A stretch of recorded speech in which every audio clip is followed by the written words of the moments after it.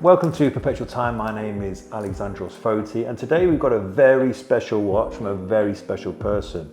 This is a Rolex Datejust steel and gold with a rather faded dial. Now, the owner of this watch was actually my tutor, which was my ex-WASTEP tutor, Chris Simpson. Now, I had Chris Simpson, John Murphy and Frank Lang.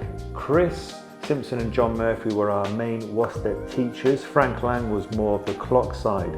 So for Chris to choose me out of all the students is a great honor. So because of that, I'm going to have to look after Chris like I look after all my customers. So this Rolex Datejust 16233, approximately 1997.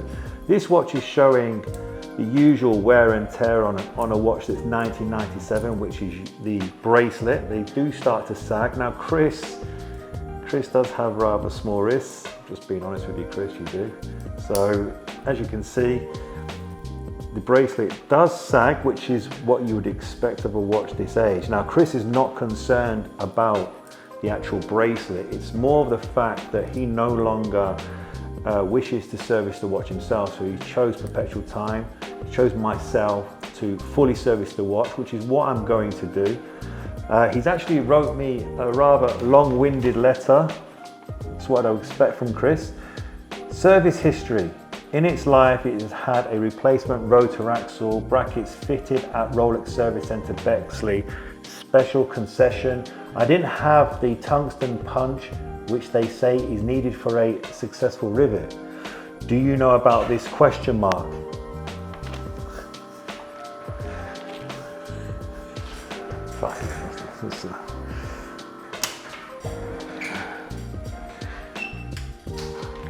Do you know about this question mark? Now what Chris is referring to is that when you fit a rotor, the actual rotor axle, you need to use the correct punch to punch out the original rotor axle and then refit the original rotor axle. Now, it's always best to use the original Rolex sealed rotor axle that actually comes from Rolex. As you know, I'm not affiliated or associated by Rolex, but I actually have access to their parts and I have a large amount of parts in stock. So it's important that you use the correct rivet. If you use a generic rotor axle, for me, I find them to be slightly too thick. So when the rotor itself is turning, it's not turning freely, and you don't get enough power reserve into the watch. So it's best to use the original rotor axle. You also need to check the reverser wheels and the intermediate wheel as well. So also new intermediate wheel, he's right. And reversers.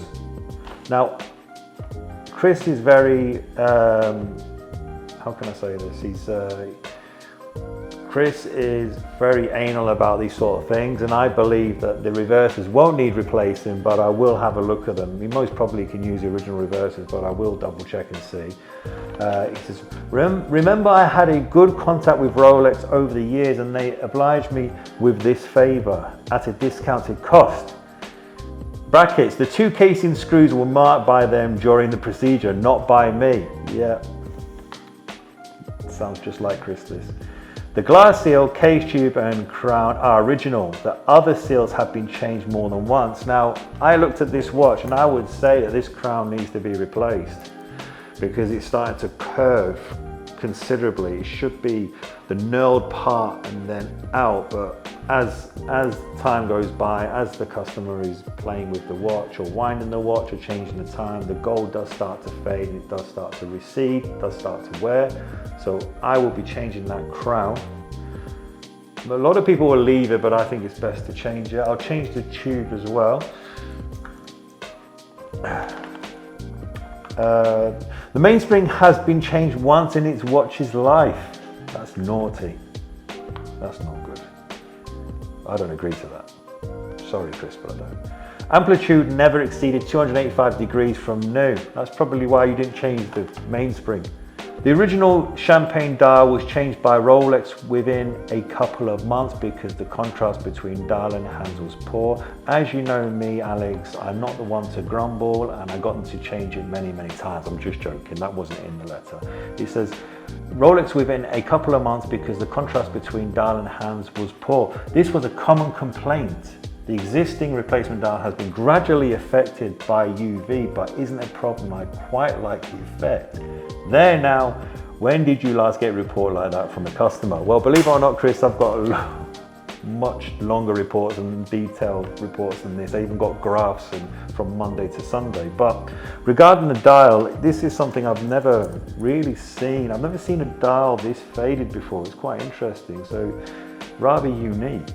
And I wouldn't be surprised if this watch would actually go for some value, not because it's Chris's, not to be rude, Chris, but it's because of the dial. It really has got its own unique patina. And as we know, patina on Rolex dials, in my opinion, fetch more money than patina on anything else. So the watch is going to have a full entire overhaul, full strip down, most probably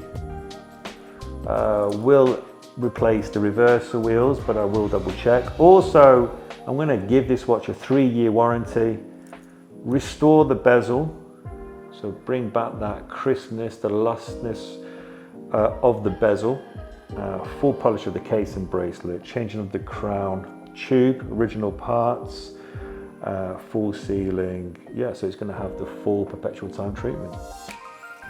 So here we have a Gents Rolex 16233 steel and gold. Date just the Jubilee bracelet. Now this watch came into Perpetual-Time for a full service, recut bezel, sapphire glass, genuine crown, and also polish of the entire case and bracelet, plus new genuine spring bars. Now this watch is actually rather sentimental to me, even though it's not my own watch. And the reason for that is, this actually is my tutor's watch, who taught me watchmaking from when I started, Chris Simpson. So I used to see this watch on my teacher's wrist, and out of all the students that passed, and even Rolex accredited students in terms of working for Rolex, he chose myself and Perpetual-Time for the full Perpetual-Time treatment with a 3-year warranty.